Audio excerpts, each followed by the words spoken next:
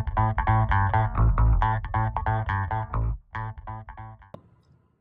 guys, so today I'll be showing you how I am going to automize my electric water heater without any device, and this is something I'm inventing myself. So for this you are going to be able to control your water heater with an app. So here's my setup and the things that you're gonna need. You're gonna need one of the contactors. This particular contactor, this is the rating for that you can see, and I pulled this out from an old air conditioning unit. So this is what you need. This is a power transformer, and you can see it's a 120 volt input, and it has a output of 26.5 volt AC. So make sure you need an AC adapter, not a DC adapter, because this particular coil and contactor works on AC only. So these are the two things that you're going to need. The setup here is very simple. You have 110 volts coming in to this adapter, and you can see it takes 120 input and it gives out 26.5 volt output. That output is coming from here and it goes to the coil, and this is nothing but a simple contactor. And the way it works is basically you have hot 220 volts sitting on top and the bottom one is de-energized. And as soon as the contactor picks up, so the only way it's going to pick up is when you apply the 120 volt AC. And as soon as you apply 120 volt AC, it converts into 25 volt AC, which picks up this contactor. And the 220 volt that's sitting over here will energize these two wires right there. So as soon as it energizes, your water heater will come on and will stay energized until you turn the power off.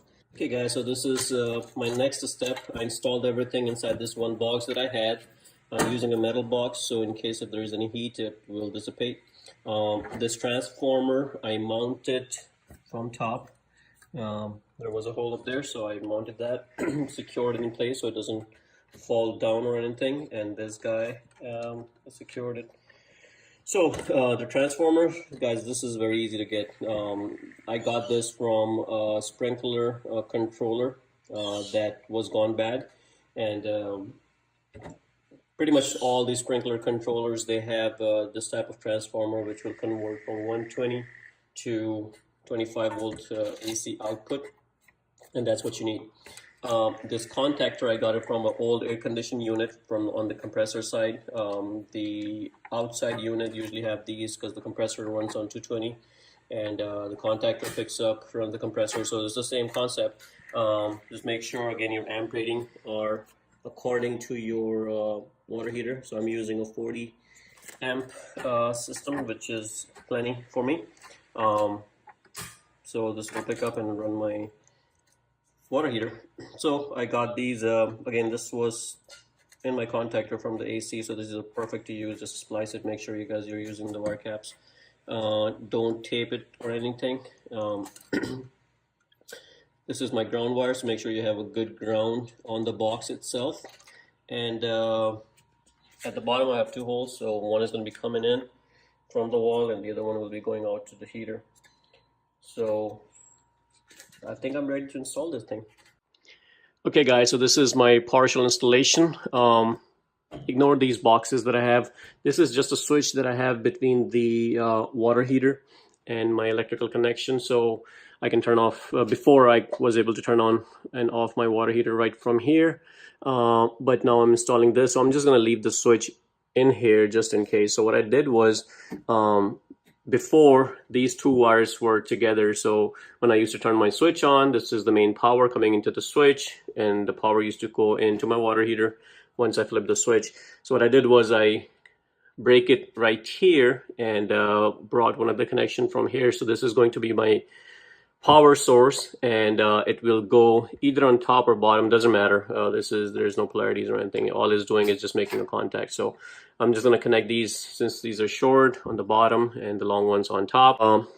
This is what I did. I made connections like these. You can use bare wires and stick it in there, but I like doing it nicely and neatly. So these are nice. These will avoid any hot spots, you know, in case if there's a loose wire or anything. Okay guys, so finally I'm done with the wiring. So you can see I connected the bottom lugs and the top ones, and just organize it to make sure they're out of the way, they're not touching, they're not close, and again, make sure everything is de-energized when you're doing all this work for safety reasons. These are my grounds. It was not long enough for me to bring it all the way here, so what I did was I joined them together, and I just used the black wire. Color coding doesn't really matter. I didn't have a green one, so I just took that black wire all the way down here, and it's a solid copper that I'm using. And make sure your box is grounded for safety reason in case there is any short. You know, you definitely want your breaker to trip. So now everything is secure and safe and per the code. These are my 25-volt AC that I plugged in right here, just coming from the transformer. So everything is nice and organized. Make sure you guys use this. Don't just use bare wires, because over time the wires can touch this and cut in and cause a short or a fire. So you definitely want to avoid all that. So make sure you take look at your city code and make sure you comply with all the requirements. All I have to do is connect the top AC 110 volts, and then we'll be ready. Okay, so this is the finished product. So you can see I kind of temporarily connected the top wire. I'm gonna organize that later on, but just to show it to you guys, this is the final thing. I'm leaving my water heater off for right now because I'm in the testing mode. So this is one of the devices that I connected. It's an iHome. I can control this from the Apple Home. I like using Siri all the time, and this is also compatible with Alexa, so I can tell Alexa to turn it on and off, or this. So here it is, and I can tell Siri, hey Siri, turn the water heater on. And you can see this came on, and my water heater is on. The humming sound basically comes in from the coil in the contactor, which is normal, so don't worry too much about that. And I can turn it off. Now it's off. So guys, this is the best and the cheapest way. I mean, this thing didn't cost me anything except for the box, which I already had. Everything I got from free. This came from an old AC unit, that came from an old sprinkler unit. And even if you were to buy these are fairly cheap, and you should be able to do your project safely.